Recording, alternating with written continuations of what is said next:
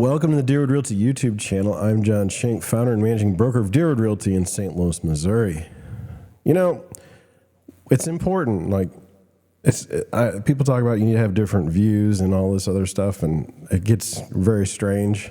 And I think you know what I'm talking about. But I do try and try to anticipate what's going on in the market, what are we doing, what's going on right now. And I like to look ahead because, if I get a listing in a month, things could be dramatically different when I talk to that person right now. And so I look at things all the time, and it's like you see it in the national media, but you don't see it in your home market, and so you're confused. You don't know if your home market's being weird or if the nation's being weird. So, if you just think about it, I'm in the Midwest. House prices have continued to go up. The market's been terrible for home buyers. Recently, we've seen some price changes. I don't call them price improvements because I think that's stupid. And anyway, I wanted to get to this article tonight. It's from Fortune, but I picked it up off of Yahoo. And let's just go through it. It's kind of interesting. It says the housing market is starting to crack. Sellers are cutting prices at record levels, as you can no longer price based off of where sales were. Now, this is going to be a fun one for me because, I'm in a different place than these people. So it says, there's something frozen about this housing market. Zoom towns like Boise and Austin aside, home prices nationwide have just refused to drop, which was true. Existing home prices are on their seventh consecutive month of growth, according to the S&P CoreLogic Case-Shiller National Home Price NSA Index, which is a mouthful. A leading measure of home values for over 30 years. That almost seems like it's trademarked. Okay. Now, let me just throw this in here. Existing home prices are on their seventh consecutive month of growth. Is this because of inflation and not so much anything else? Because I don't believe the inflation numbers that are coming out, to be honest with you. Average U.S. existing home prices are up by nearly 6% year-to-date and 2.6% year-over-year, which is well above the median full calendar year increase in more than 3 decades of data. But now we know that a crack has appeared in October, and it was among sellers. It's odd to me. You cannot continue the pace that we've been on, right? It says, the challenges of soaring mortgage rates and home prices aren't just impacting buyers, they're plaguing sellers too. Well, how so? Even with limited existing home inventory, a record number of them dropped the prices on their listings in October, according to a new Redfin report. Okay, so a record number of sellers have dropped prices on their listings in October. Okay. It says nearly 7% of for-sale homes in the U.S. posted a price drop during the 4 weeks ending October 29th, which is the highest portion since Redfin started tracking this data in 2012 and far surpasses the 3.6% of homes that lower their prices in an average month. Okay, so they've only got data since 2012, so they didn't get to enjoy the 2008 housing debacle. 7% doesn't seem like that much either. I mean, just saying. It says high rates have forced some sellers to cut prices to make up for the added expense buyers have to come up with on a monthly mortgage payments, according to Redfin. Well, that's been my argument the whole time. When we were at 3% mortgage rates, right, and houses were just going off the shelves, I was like, okay, seems like a lot to pay for a house, all right? But then it got to 5% and then 6%, and I was like, look, that's double the payment. And the house prices is still going up. And then it got to 8%, and I was like, this is just insanity. This is insanity. I don't know what's going on. It says almost a quarter of new buyers are paying at least $3,000 per month for their mortgages. According to Black Knight, the average American earns just $4,600 per month, making that large of a payment unaffordable for most. And so I can't understand that because, you have your income to debt ratio and things like that to qualify for a mortgage. How are they getting through this? Here we go. It says sellers need to cut prices to counteract higher payments and keep buyers interested in their property in a market with fewer buyers. Do you think, like I'm a listing agent, do you think if I go to somebody's house tomorrow and say, hey, I'd like to list the house for $20,000 less than what your neighbor got 6 months ago, are we in? No, they're going to fire me. They're not even going to fire me. They're just not going to hire me. Now, I'm going to tell them that because, I don't know, I feel like it's like the right thing to do. Feels like it's the right thing to do to give them an honest opinion on what I would see or on my pricing strategy. It's not what most people would do. And that's why there's a lot of more real estate agents that are way more successful than I am. Anyway, so why now? Why now? Why do sellers need to lower their prices now when they haven't done it since when? See, that's what I don't understand. It's like, okay, now is the problem, but what about last year? It says for the housing market to really move again, mortgage rates either need to come down or home prices need to drop. Chen Zhao, Redfin's research lead, tells Fortune. Now look, he's on to something there. Okay. House prices need to come down or mortgage rates need to come down. I don't think that's an either or. I think both. There. I think home prices need to drop.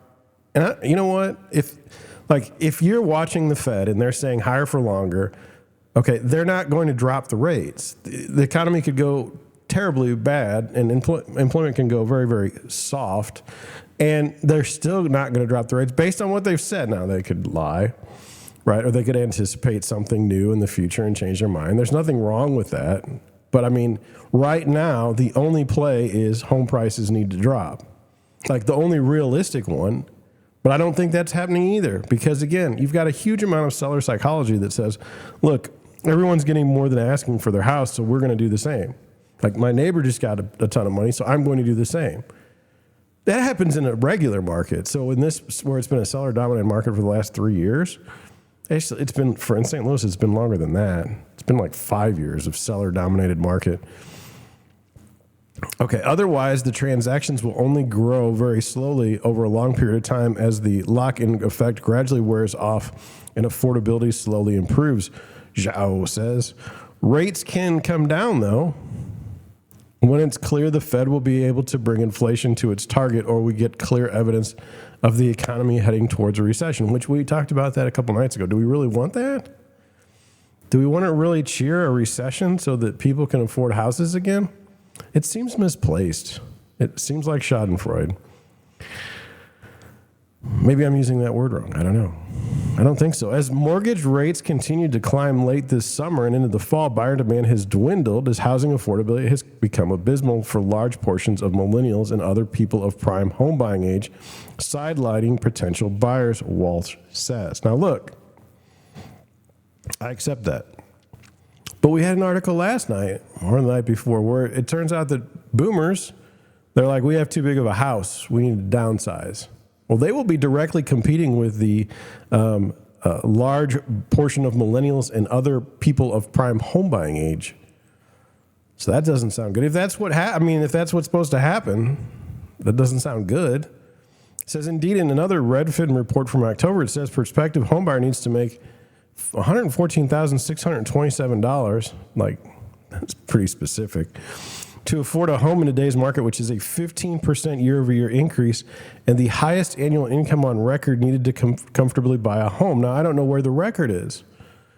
Is it from 2012 or is this someone? I mean, what are we doing? It says this is a problem considering that median household income was $74,580 in 2022, about $40,000 less than Redfin's projections. Things are screwed up, like really screwed up, and people are like, no, everything's fine. It's like, just not great, but whatever, right? It says, will prices continue to drop? So now the article is already on like, asking price dropped 7% in October. Therefore, prices are just dropping like a stone, right? Is this the crash? Are we all excited about that? Are we all crash bros now? Yeah, it's going to crash. It's odd. It says realtors and economists alike expect home prices to drop through the end of 2023. I don't.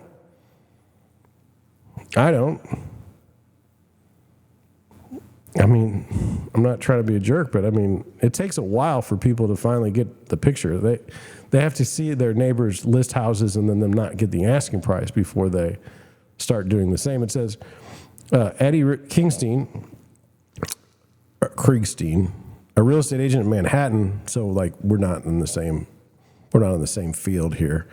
With Compass Real Estate, says she's been telling her clients sellers want last year's prices and buyers want next year's prices. And I don't understand that. Let me do it a little slower. I kind of got a cold. I don't know if you can tell in my voice tonight. Sellers want last year's prices. Yes. Right. And buyers want next year's prices. I think sellers would take last month's prices. I don't know. I don't like when people do these catchy things. I get confused. It says, while some homes were likely priced too high to start, many have had to adjust quickly to price aggressively as the market trends downward, says the 15-year real estate vet. You can no longer price based off where sales were and assume you'll get the same or more. Okay. Many have had to adjust quickly to price aggressively as the market trends downward. Like, what's going on clearly is you've listed the house and it's too expensive, and then like after a month you're like, hey, I think we screwed up. I guess people don't really want to buy my house. It's really not that great. And then we have to lower the price, right? It's not really adjusting quickly. Do you know how hard it is for me here's how I have to adjust something in the MLS. I get a piece of paperwork or an email from my seller that says, hey, we need to drop the price to X. I need a number, and then I take that number and I put it in the MLS and it changes it across the board. May take 5 minutes on my end. Maybe. I don't know if she's talking about the speed in which one needs to make the change. I don't know. Moody's Analytics predicts home prices will drop around 4.5% over the next 2 years, Walsh says, despite low inventory. Well, why would it go down if it's gone up for the last forever? Like, I can't believe home prices are still going up. I think that's insane. And so that's the other thing. Prices will drop 4.5% over the next 2 years. Like, so we're talking, and here it says home prices will drop through the end of 2023. Well, it's like November. We're like 50 days out. Wow. Time flies. It says rates will remain higher for longer, and we expect demand to remain very low into 2024. Well, I don't know that demand is that low. People are still buying houses. They're just doing it. They're holding their nose when they do it. Following 2 years of double-digit price growth, the housing market remains overvalued, and affordability is near a 4-decade low. In turn, sellers will capitulate on list prices. Well, they're going to have to. They're going to have to. But you know what? I'm in the Midwest. If you're watching me from like California, Boise, San Antonio, your market might be a lot different right now. I don't know. I will tell you, here's anecdotal evidence that things are not good. I had a lender that I knew that I didn't use. They quit the business, and somebody got their email list from the same company, and so I got an introduction email from them the other day. I talked to my lender friends, and they're like, we keep getting interviews for people to bring them on, but their production is terrible. I don't know. It's going to be, it's kind of rough to be a real estate agent right now. I don't know if you've seen the lawsuit. It was dumb. That whole thing was just dumb. And now there's copycat lawsuits all over the place. And it's just like the market is terrible, locked up. Loan officers are quitting. Realtors are jumping off the ship. And then we're getting hit left and right from courts. Like, it's been a wild couple weeks. Now, I don't care, to be honest with you. I don't care. I've been a real estate agent for a long time. I'm going to continue to be a real estate agent. And then you're going to watch on this channel, and we're going to go through good times together and bad times together. And I hope you'll be here with all that. With that being said, would you please hit the subscribe button? I've had a good run, but man, it would be great to have a few more subscribers. So if you're interested in real estate content, I feel like I provide a pretty realistic perspective based on somebody who does it every day. That was one of the arguments I had with the lawsuit is you had witnesses that were not practitioners of real estate sales every day. You had executives who may never have even seen, they may never even done a deal. It was kind of ridiculous. But anyway, that being said, I'm going to head out. Thank you for watching. Thank you for listening. I will catch you on the next one.